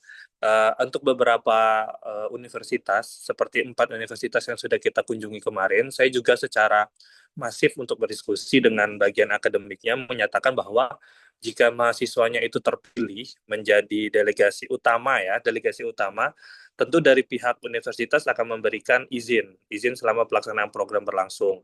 Bahkan seperti di Unja dan UIN itu mereka bisa untuk pelaksanaan program ini dikonversi menjadi SKS. Nah, ini kan menjadi suatu benefit juga untuk mahasiswa. Jadi tidak perlu cuti atau ada izin khusus dari kampus yang mana jatuhnya itu adalah seperti PKL atau PPL seperti itu yang nanti akan bisa dikonversi ke bentuk SKS. Nah, mungkin kalau misalnya Astrid berkuliah di kampus mana nanti kalau memang sekiranya Astrid akan lolos menjadi delegasi, ini bisa didiskusikan dengan pihak kampusnya. Bahkan juga mungkin dari Dispora Jambi sebagai penyelenggara pun juga akan memberikan penjelasan ke pihak kampus. Bahkan mungkin diberikan juga surat pengantar atau surat dispensasi kepada pihak kampus untuk menyatakan izin dan lain sebagainya. Jadi mungkin kepada teman-teman yang akan mendaftar mungkin masih ragu, oh saya kuliah, nanti kuliahnya mesti gimana. Yang penting jalannya mungkin ada ya. Kalau nanti memang rezekinya itu semua akan diusahakan juga untuk yang terbaik, teman-teman bisa tetap berangkat sementara kampusnya mungkin nggak perlu cuti atau nggak perlu sampai ditinggalin seperti itu. Mungkin ada beberapa keraguan dari mahasiswa yang mau daftar itu seperti itu, apakah saya harus cuti 2 bulan, cuti 3 bulan gitu kan, sedangkan jatah cuti cuma 4 kali pertemuan misalnya itu. Nah, itu yang sudah saya lakukan sih ada beberapa kampus yang memberikan opsi-opsi terbaik sih untuk mahasiswa mereka, karena ini membawa nama baik kampus juga kan ke depannya. Mungkin itu aja. Terima kasih Bang Rudi. Semoga Kak Intan terjawab ya pertanyaannya. Selanjutnya di sini ada pertanyaan untuk map berkasnya. Oh ya, udah dijawab sama Kak Yuni juga. Map biola warna merah ya teman-teman. Apakah masih ada pertanyaan di kolom komentar? Teman-teman juga yang sudah membersamai kita di sini, silakan gunakan fitur raise hand untuk bertanya seputar seleksi dan juga pengalaman dari kakak-kakak kita yang ada di sini.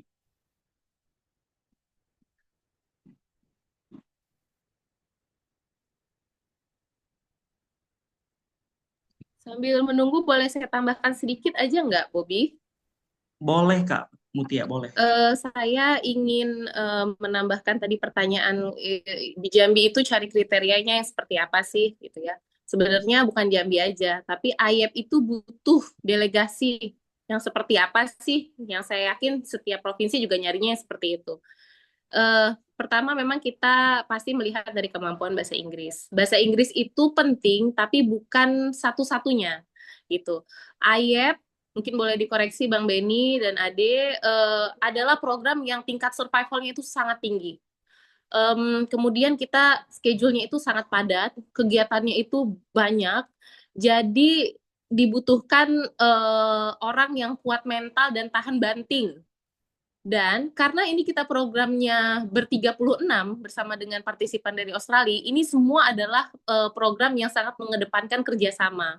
Kita tuh ibaratkan roda yang bergerak untuk supaya suatu kendaraan itu bisa maju gitu. Jadi kalau misalnya kita bergerak sendiri, kita cepat sendiri, tentu performa kendaraan ini kan tidak akan maksimal. Jadi sebagus apapun kamu, kalau kamu tidak bisa bekerja sama dalam tim, kamu maunya menonjol sendiri, keren sendiri, nah itu udahlah alamat-alamat gitu loh.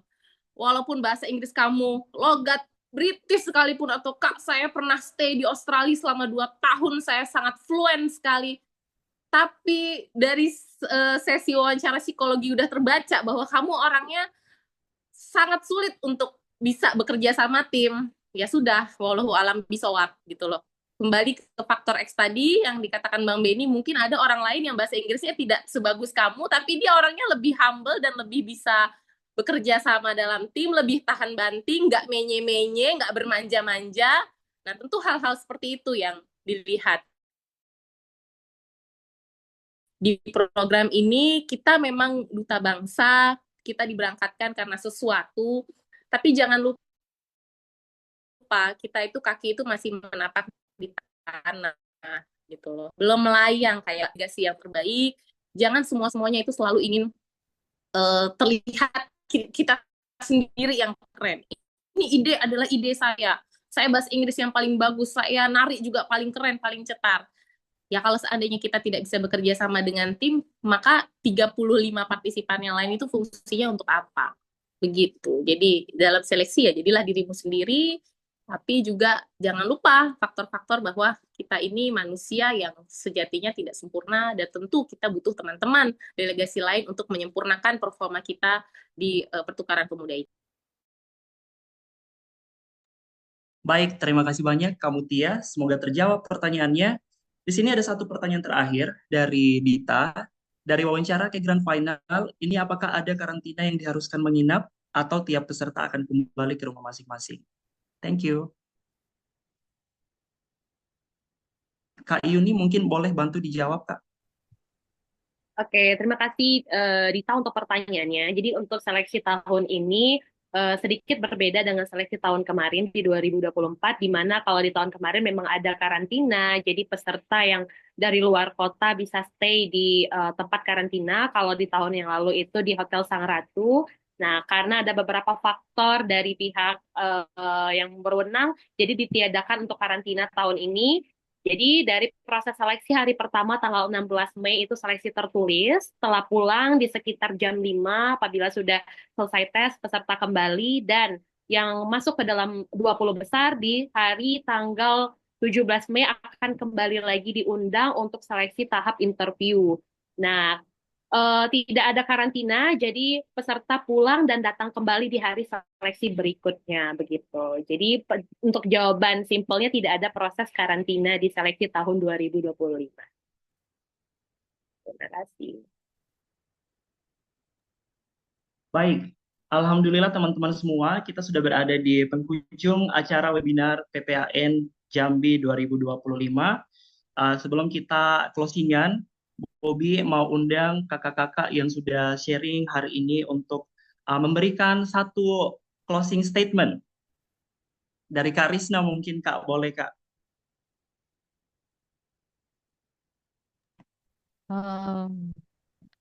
Jangan takut bertanya, karena ketika kita berani bertanya, kita membuka pintu-pintu peluang dan malah membantu teman-temannya untuk mendapatkan informasi lebih ya. Jadi nanti pada saat seleksi, misalnya ada yang ragu, jangan ragu untuk bertanya, oke?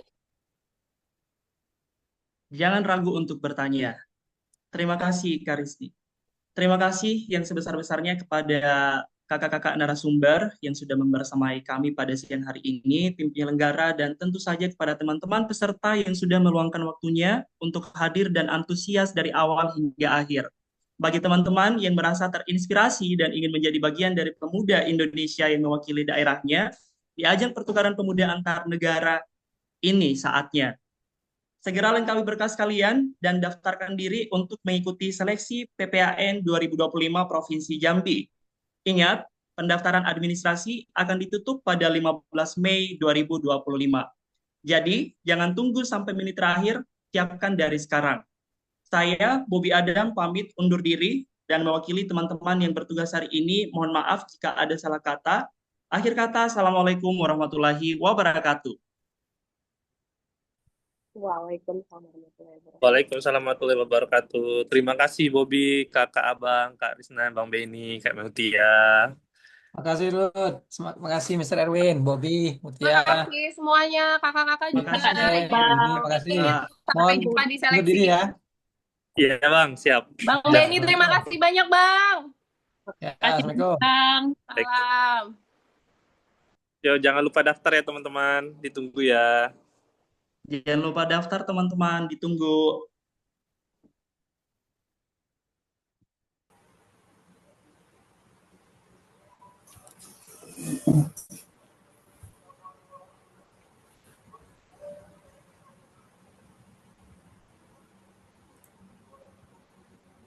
Oke, semuanya izin live ya.